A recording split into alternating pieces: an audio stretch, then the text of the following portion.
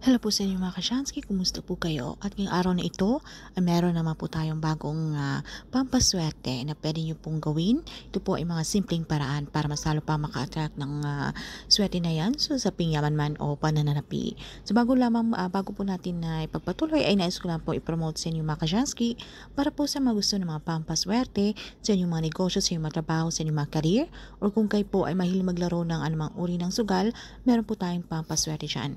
Para po sa mga interesado ay mag-PM lamang po kayo sa akin. So anyway mga Kashansky, gamit lamang po yung ating isang basong tubig at itong pamintang buo po, alright? So ito po ay gagawin natin sa umaga between 6 to 8 a.m. Ito po ang ating ritual na ating gagawin ay kung kayo po ay maraming mga negative energy, kamalasan na yan na alam nyo naman sa inyong mga sarili, kaya naman po ay hindi tamad, kaya naman po ay nagsusumikap sa buhay. Hindi nyo po deserve yung mga bagay, yung mga problemang dumarating sa inyo na tila po wala na pong katapusan na po sa saping pananalapi na kung meron man pong dumating na pera ay agad po itong napapalitan ng paggastos. Halimbawa po meron pong nagkakasakit sa pamilya, okay, ang tendency talagang hindi na po tayo nakakapag-ipon, lahat po ng perang dumaraan sa atin ay nagagamit na lamang po ito doon at kulang pa at tayo po ay nagkabaon-baon sa utang and mas worse ay wala na po magpapautang sa atin.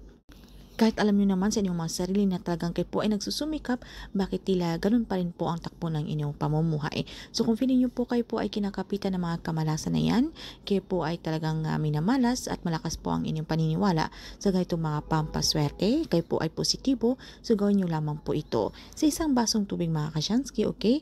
So katamtamang dami lamang po at yung ating pamintang buo, so ilang piraso po depende po sa inyo, basta't hindi po magkaparehas. Halimbawa po, 3, 5, 7, okay, siyam, basta't hindi po magkapareha. At ito po ay depende sa inyong mga wishes.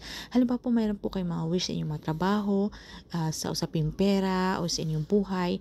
Halimbawa po, mayroon po kayong 3 wishes, so 3 pamintang buo po, okay? Kung ito naman po ay 5, so pwede nyo pong gawing 5. Basta't hindi po pwede magkaparehas na 2, 4, 6, so iwasan nyo po.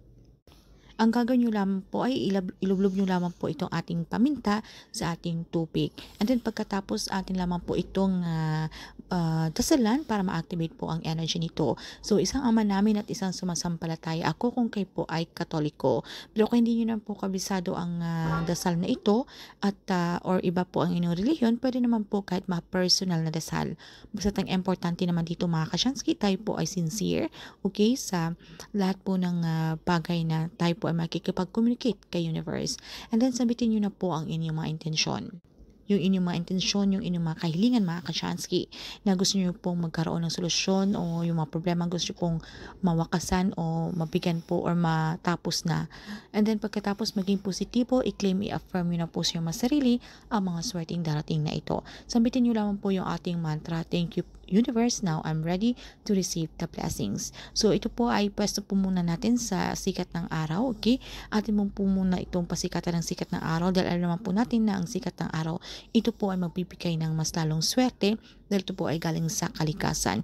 Ito po ay nagbibigay sa atin ng liwanag at ito po ay sumisimbolo ng pag-asa. Kahit 15 to 20 minutes lamang po, wala pong problema. At pagkatapos, pwede niya rin po itong ipwesto sa inyong mga bintana, sa inyong mga altar, or pwede po sa gilid o sa likuran po ng inyong mga main door or ng inyong mga front door.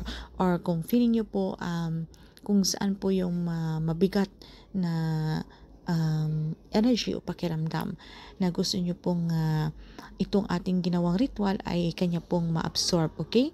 So, depende na po sa inyo mga Kashansky. Then, pagkatapos hayaan nyo lamang po ito doon ng 24 hours. Then, pagkatapos ng 24 hours, pwede nyo na po itong i-dispose. So, itong ating pamintang buo, pwede nyo po itong ibaon sa lupa at itong tubig ay isabon nyo po sa harapan ng inyong mga front door or ng inyong mga main door sa lupa. So ito pong pampaswerte ay mas mainam na sabayan po natin ito ng pagsusumikap, aksyon, mga pagpaplanong gagawin. Huwag po tayong tumigil sa paggawa ng mga bagay na kung paano po tayo mas lalo pang umangat. So ito pong pampaswerte isang gabay o inspirasyon lamang para mas lalo pang lumapit ang swerte na yan. So ito pong ating prosesong ito na ipinaparating po natin kay universe na tayo po ay deserve ng makareceive ng blessings na yan. Okay?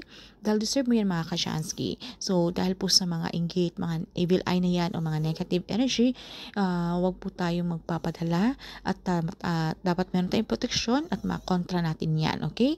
So kung alam niyo po deserve niyo po ang bagay na yan, ito po ay mangyayari. So good luck po sa inyo mga Kashansky. At kung meron po kayong mga katanungan or hindi masyadong klaro sa topic na ito, ay paki-comment na lamang po sa ibaba.